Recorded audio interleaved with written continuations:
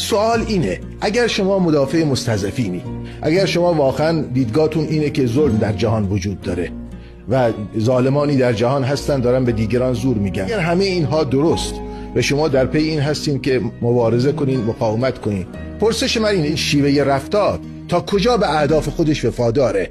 آیا خودش علیه خودش عمل نمیکنه؟ یعنی آیا شما واسه دفاع از مستضعفین خودتون خالق مستضعفین نشدین؟ یعنی آیا شما نمیشه در دفاع از مستضعفین 20 میلیون حاشیه نشین بسازین؟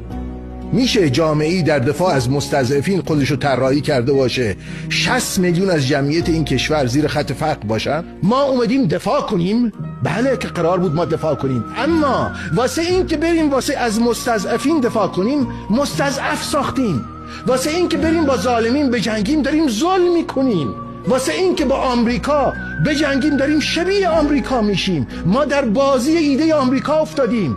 ما قرار نبود موشک بسازیم، ما قرار نبود ایجاد کننده نمیدونم این سلاح و اون سلاح باشیم. ما منادی اخلاق در جهان بودیم. شما فکر میکنین همه شما حزب الله، ما همه حزب شیطانیم؟ نه عزیز دلم، ما هم تو این مملکتیم دیگه، رسیده به اینجای مردم. بله شما انسان تحصیل کرده ساختین، اما شما کودک هم ساختین که ازش وقتی میپرسن آرزو چیه میگه آرزو چیه؟